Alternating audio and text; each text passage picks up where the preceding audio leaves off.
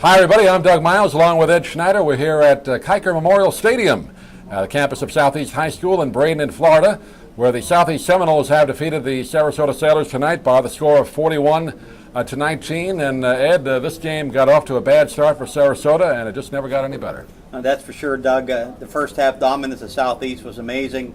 The final score of 41-19 doesn't really tell the tale. It was 34-0 at halftime. Southeast had 6 possessions in the first half, scored on 5 of them, all long drives between 55 and 73 yards. They were able to both run it and pass it. They didn't show any signs of having the worst running attack in the local area. They were able to stay balanced, keep the Southeast defense off balance, and with that build up a quick lead and expand it throughout the first half. Meanwhile, their defense was able to shut down the Sarasota attack, both running and passing, and that led to the 34-0 halftime lead for Southeast. Sailors just could not stop the Southeast offense tonight. Dyron Spite, the great quarterback for the Seminoles, had a tremendous game. 3 touchdown passes tonight. Also ran for a touchdown tonight. And one of the highlights of the game was Jonathan Dowling's 91-yard kickoff return for a touchdown. That's 2 weeks in a row that the Sailors have seen that happen to them. Last week was Mike Blakely for the Hurricanes, who did it at Irick Field. So it was a tough game, particularly for the defense. They were out there a long time tonight. They certainly were, especially in that first half. They just couldn't find a formula to stop the high-powered Southeast attack.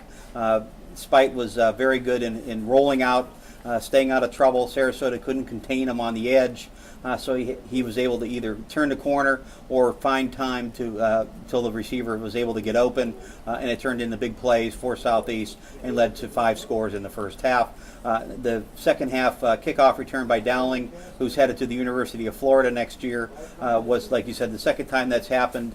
And really what that did is Sarasota got a little momentum back in the second half, coming out with the opening drive, taking 6 minutes off the clock and making it 35-6. And then just like that, Dowling returns the ensuing kickoff for the touchdown. It pretty much ended the hopes of Sarasota at that point, 41-6 at that time. And after that, it was pretty much Sarasota showing that they had some pride in the second half, putting together 2 more drives on the ground. Desmond Hurley and Greg Jackson took turns running the ball, and give the offensive line credit. They opened some good holes for them. The Sailors didn't quit. They were able to get those 2 additional scores to make the final score 41-19, but that was pretty much it after Dowling's long touchdown run. Bright spots for the Sailors tonight, as Ed mentioned. They hung in there. You got to give them credit for that. They could have hung their heads low and given up in the second half, but they actually won the second half. That's something that coaches do look for as they prepare for next week, scoring all their touchdowns then. Desmond Hurley scoring 2, Sean Hurley scoring a touchdown for the Sailors. And then it was a good running attack, like you mentioned, with Greg Jackson, Desmond Hurley doing a good job in the second half. So some things you got to hang your hat on for next week, but it's not going to get any easier. They're going up against the Venice Indians at Irick Field. District matchup. They sure are. And one thing they're going to have to improve on, Doug, is catching the ball. There was 5 or 6 drops there in the first half when it was still a ball game. Sean Hurley threw some nice passes out there, and receivers looked like they were trying to run with the ball before they had it secured. Turned into incompletions, and eventually cost Sarasota any chance to win this ball game.